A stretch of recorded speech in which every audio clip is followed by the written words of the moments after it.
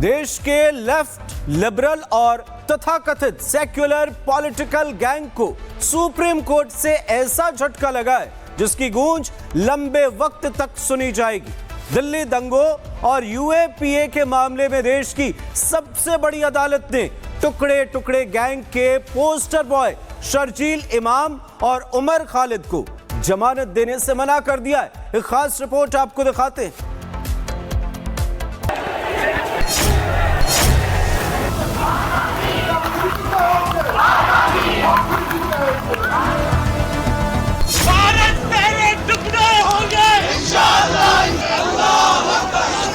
तकलीफ की बात है कि उनकी जमानत रिजेक्ट हो गई। नॉर्थ ईस्ट को भारत से काटने का धमकी भी दिए थे। सुप्रीम कोर्ट का जो जजमेंट है उनको मैं स्वागत करता हूँ। 5 लोगों को जो बेल दी गई है ये दुर्भाग्यपूर्ण है, बेल नहीं देनी चाहिए। इनको बेल देने का मतलब है कि हम सनातनियों को फांसी देने का काम किया जा रहा है। बेल दे रहे हैं तो फिर करेंगे कोई ना कोई दंगा, फिर साजिश करेंगे। उम्र कैद तो होनी चाहिए कम से कम। इन लोगों ने 4 साल पहले बोला था कि चिकन ने काट के अलग करना है और बांग्लादेश में आज बोला जा रहा है। देश को टुकड़ों में बांटने की सोच रखने वालों पर आज सुप्रीम हथौड़ा चला है।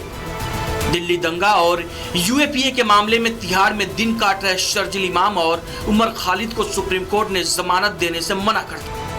वही कोर्ट में हुई बहस में फिलहाल इतना तो साफ हो गया कि टुकड़े टुकड़े गैंग के ये थिंक टैंक देश के खिलाफ साजिश रच रहे थे।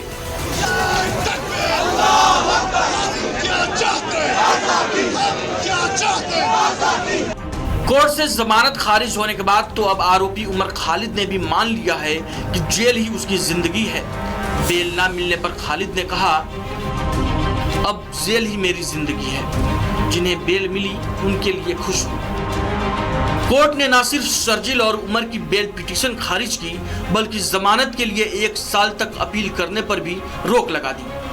हालांकि दिल्ली दंगे के 5 आरोपियों को 12 शर्तों के साथ जमानत दे दी, जिसके बाद एक बार फिर से टुकड़े टुकड़े गैंग के हमदर्द छाती पीटने लगे हैं।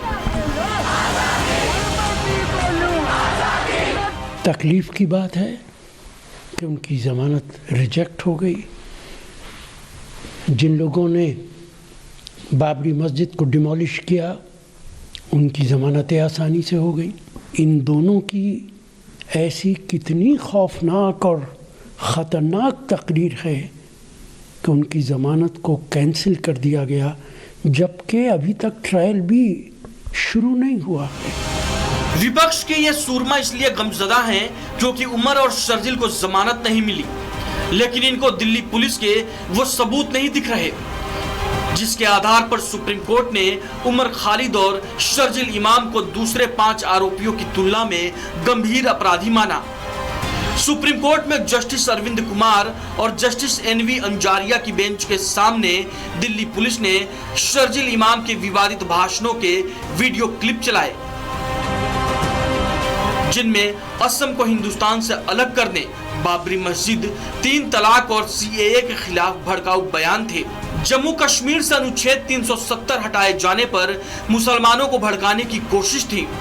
देश में सत्ता परिवर्तन की साजिश थी। आंदोलन का समय में ये दोनों लोगों ने आजादी का स्लोगन दिए थे और इसका अंदर एक ने नॉर्थ ईस्ट को भारत से काटने का धमकी भी दिए थे। तो सुप्रीम कोर्ट ने उनका बेल नामंजूर किया। सुप्रीम कोर्ट का जो जजमेंट है उनको मैं स्वागत करता हूँ। इतना ही नहीं, दिल्ली पुलिस ने शर्जील और उमर पर अंतर्राष्ट्रीय स्तर पर देश की छवि खराब करने की साजिश का आरोप लगाया है। –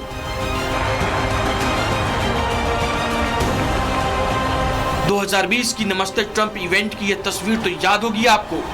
ट्रंप के भारत दौरे के दौरान ही इन्होंने दिल्ली में दंगे की साजिश रची। कई दिनों तक दिल्ली को जलाया ताकि अंतर्राष्ट्रीय मीडिया का ध्यान सीएए की ओर जाए और मुस्लिमों को सहानुभूति मिले। इन लोगों ने 4 साल पहले बोला था कि चिकन ने काट के अलग करना है और बांग्लादेश में आज बोला जा रहा है। तो जिनके ऊपर सेक्युलरिज्म का खुमार चढ़ा हुआ है, जो सेक्युलरिज्म की सुरापान घन अंधकार में डूबे हुए हैं, जरा उनको 4 साल पहले के बयान और आज के बयान को मिलाकर देख लेना चाहिए, परंतु वो लोग उस नशे से बाहर नहीं निकल पाएंगे, क्योंकि सेकुलरिज्म के कुएं में ही भांग पड़ी है। लेकिन हैरानी की बात यह है कि टुकड़े टुकड़े गैंग के हमदर्द लेफ्ट लिबरल तथा कथित सेक्युलर नेताओं को ना तो देश के खिलाफ इनकी साजिश दिखती है और ना ही दिल्ली दंगे के पीड़ितों के आंसू नजर आते हैं। कहना चाहेंगे 2 लोगों को जो बेल नहीं दी गई है उसके लिए सुप्रीम कोर्ट का शुक्रिया अदा करना चाहेंगे, लेकिन 5 लोगों को जो बेल दी गई है ये दुर्भाग्यपूर्ण है, बेल नहीं देनी चाहिए। इनको बेल देने का मतलब है कि हम सनातनियों को फांसी देने का काम किया जा रहा है, तो जो कि नहीं होना चाहिए। फास्ट ट्रैक कोर्ट में ट्रायल लेकर इनको फांसी देने का काम सब लोगों को किया जाए। खुश कौन होगा जिसके परिवार से कोई चला जाए, तो ऐसे उन हत्यारों को जमानत मिल जाएगी तो कोई भी खुश नहीं होगा। बेल वगैरह ना होकर के सीधी फांसी हो तो ज़्यादा बेटर है। ये बेल दे रहे हैं तो फिर करेंगे कोई ना कोई दंगा, फिर साजिश करेंगे, तो उम्र कैद तो होनी चाहिए कम से कम। टुकड़े टुकड़े गैंग के खिलाफ चाहे जितने भी सबूत मिल जाए, उनकी साजिश के चक्कर में चाहे कितने भी निर्दोषों और मासूमों की जान चली जाए, लेकिन उनके हमदर्द सियासतदानों को कोई फर्क नहीं पड़ता, क्योंकि राजनीति में असल पूंजी तो होती है वोट बैंक, जिसके लिए ये तथाकथित नेता तुष्टीकरण के किसी भी हद को पार करने के लिए तैयार हैं। देश के खिलाफ साजिश हो, देश में दंगे हो, इंटरनेशनल लेवल पर देश की छवि खराब हो, इससे इन्हें कोई फर्क नहीं पड़ता। Bureau report, Republic Bharat. देश के लेफ्ट लिबरल और तथाकथित सेक्युलर पॉलिटिकल गैंग को सुप्रीम कोर्ट से ऐसा झटका लगा है जिसकी गूंज लंबे वक्त तक सुनी जाएगी। दिल्ली दंगों और यूएपीए के मामले में देश की सबसे बड़ी अदालत ने टुकड़े टुकड़े गैंग के पोस्टर बॉय शर्जील इमाम और उमर खालिद को जमानत देने से मना कर दिया है। एक खास रिपोर्ट आपको दिखाते हैं।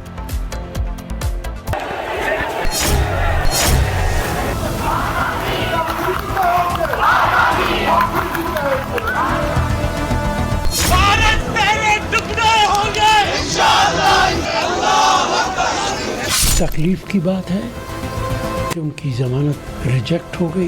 नॉर्थ ईस्ट को भारत से काटने का धमकी भी दिए थे। सुप्रीम कोर्ट का जो जजमेंट है उनको मैं स्वागत करता हूँ। 5 लोगों को जो बेल दी गई है ये दुर्भाग्यपूर्ण है, बेल नहीं देनी चाहिए। इनको बेल देने का मतलब है कि हम सनातनियों को फांसी देने का काम किया जा रहा है। बेल दे रहे हैं तो फिर करेंगे कोई ना कोई दंगा, फिर साजिश करेंगे, उम्र कैद तो होनी चाहिए कम से कम। इन लोगों ने 4 साल पहले बोला था कि चिकन ने काट के अलग करना है, और बांग्लादेश में आज बोला जा रहा है। देश को टुकड़ों में बांटने की सोच रखने वालों पर आज सुप्रीम हथौड़ा चला है। दिल्ली दंगा और यूएपीए के मामले में तिहाड़ में दिन काट रहे शर्जील इमाम और उमर खालिद को सुप्रीम कोर्ट ने जमानत देने से मना कर दिया। वहीं कोर्ट में हुई बहस में फिलहाल इतना तो साफ हो गया कि टुकड़े टुकड़े गैंग के ये थिंक टैंक देश के खिलाफ साजिश रच रहे थे।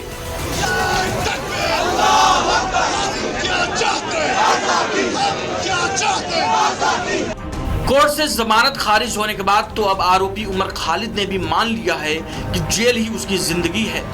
बेल ना मिलने पर खालिद ने कहा, अब जेल ही मेरी जिंदगी है। जिन्हें बेल मिली उनके लिए खुश हूं।